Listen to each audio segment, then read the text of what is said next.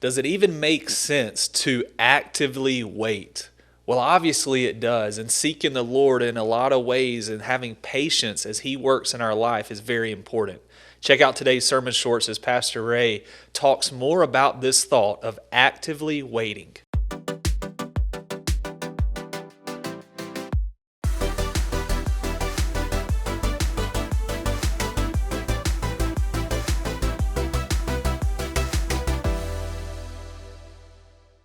Pastor, today on Sermon Shorts, we want to talk more about this past Sunday's message that you shared from the story of Joseph when we think about just being a victorious Christian in the seasons. And specifically, one of those points was the thought of Joseph's patience and how he was victorious in that. And you talked about our problem being waiting. And so let's listen to this quote that you shared with us from this past Sunday's message and talk more. Okay. Waiting for God is not laziness.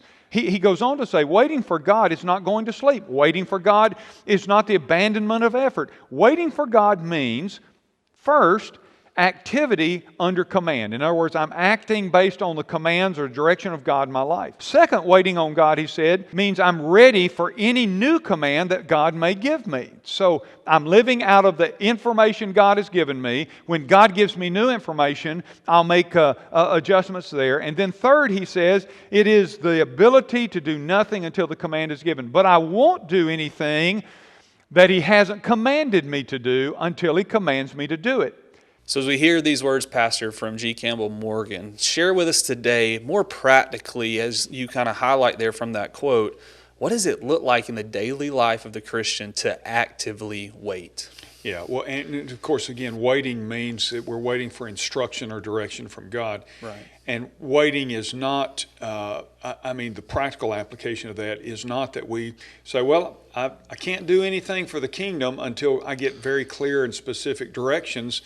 It means that we continue doing what God has already had us doing. So we don't just shut down and say, I'm waiting on the next, the next order. There are some things, for example, Chase, in the Scripture, I don't have to ask God about. I don't have to ask God, should I be sharing my faith? I don't have to ask God, should I be using the gifts that He has given me, the talents, the spiritual gifts, making those active. There are commands in the Scripture that are commands of activity, things that I should be doing. Love your neighbor. So how can I do that? How can I be a servant? That's given a cup of cold water in my name, has given it to me.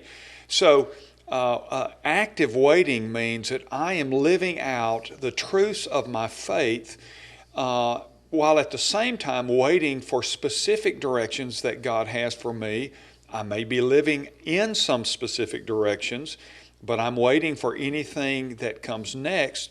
In particular, if I know there is something that I'm seeking Him about that He hasn't answered, I don't stop doing everything else I've been doing and serving Him.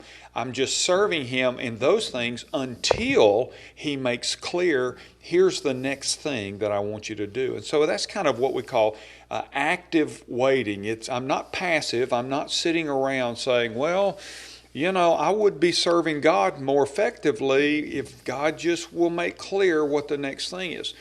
If you study the life of Joseph, which is what that message was based on, just a quick synopsis really of his life, but what you see is a man that is active all along. Wherever he is honoring God with his behavior and his activity, consistent with living for God.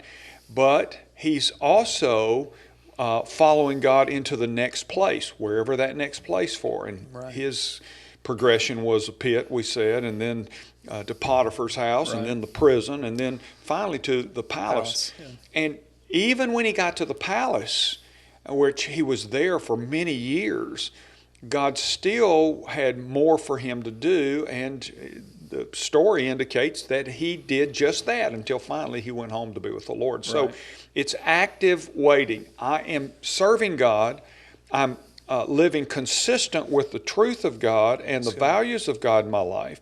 If there's something God has already given me to do, I continue to do that until He changes me, moves me from a season that might be like a pit to a season that might be like Potiphar's house. So I serve Him and keep serving Him, and while all along waiting Right. for what is the thing God has next, or what am I seeking Him about, Right. where I'm waiting for His direction. Yeah, that's good, Pastor. Wrap us up today and encourage us with this thought and question. How does God use us or use times of waiting to really grow us? Because I believe in moments of my own life when I'm waiting on the Lord, it's moments that God's really used to grow me personally closer to Him. So how does God do that for us? Well, as I said in the message, that all of these seasons, we call them, of Joseph's life, were preparation for other things. Yeah. And it doesn't mean God wasn't using him in the other areas. He was. Indeed, Right. he was. Right. But we also talked about this, that when we wait on God, we are waiting on Him by faith. Right. It's not hard to wait or to live by faith, as we talked about, when all is pretty well in our life. So Right. we're in a season of prosperity, or we're in a season of success. We can trust God. I trust God. Things are pretty well in my life. The ability to trust God, though, is most manifested in those seasons where things aren't so good. That's really good, yeah. And so that's where we learn to trust Him. And when we trust Him in those seasons in particular, guess what? He grows us. Yeah, that's good. To your question, He grows us and He develops us. He teaches us to trust Him in the dry season or the drought or the dark season.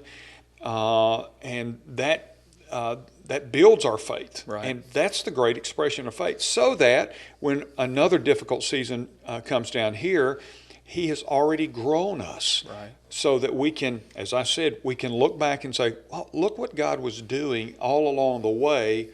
In the moment, in that season, I didn't see it. Right. But now I can look back.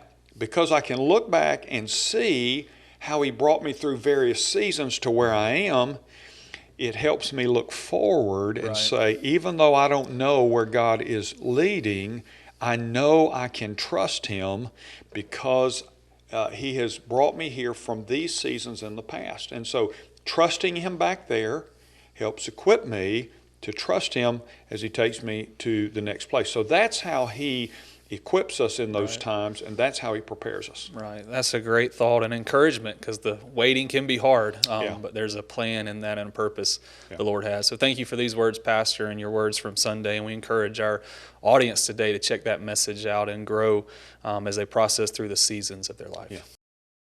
Be encouraged today. Your waiting is a process of God growing you to become more like His Son Christ and helping you daily trust Him. So this week, in whatever season you find yourself in, may we actively wait and trust in the Lord to guide and direct our lives.